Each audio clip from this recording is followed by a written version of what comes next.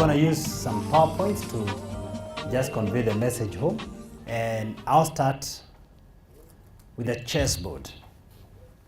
The conventional industry, business as we know it, to a very large extent, compares with a game of chess.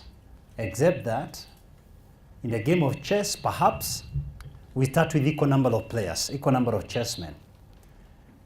But in conventional business, we keep focusing on the moves made, we call them strategic moves, by the other player, by the opponent. So we keep on thinking how we can bring them down. To win the game of chess, you have to capture the opponent king, the king of the other side. And you have to continually focus on how the opponent is doing. So we call it market intelligence. You steal information, you keep checking what new thing they are doing, and you try to do the same thing in your own business. Now, there's also an assumption that if you are born a pawn, you'll die a pawn.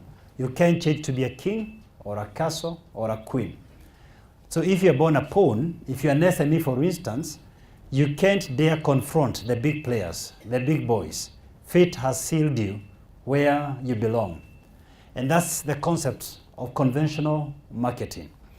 And then, of course, the size of the chessboard does not change, which implies the size of the market does not change. So the focus is increasing the market share, because we don't think how we can enlarge the chessboard. This is the conventional marketing approach. And fortunately, what it has produced is what I call the cutthroat competition. And I don't know whether you're here tonight and you're in a cutthroat industry.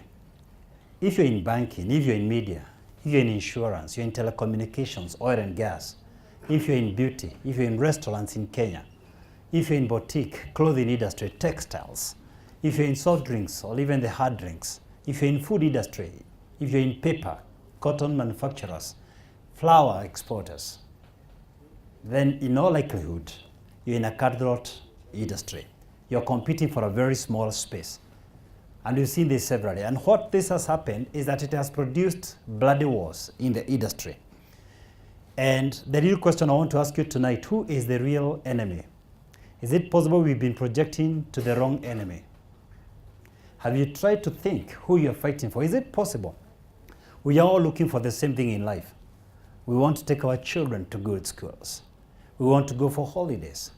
We want to be able to take some off without affecting our income. We want perhaps to live in good neighborhood. We want good clothes, good food. Is it possible that perhaps we have not projected to the real enemy? And the second question I want to ask you, can we enlarge the market size? Is the market size constant? Must it remain the same way? Must we fight over the same space? And the reason I'm asking this, I found two interesting warriors. One of them is Napoleon Hill. And on your screen, you must not fight too often with one enemy, or you will teach all your art of war. And the other one is Sun Tzu. The supreme art of war is to subdue the enemy without fighting. Is it possible to win a battle without necessarily engaging in a fight? These are the questions I want us to answer tonight.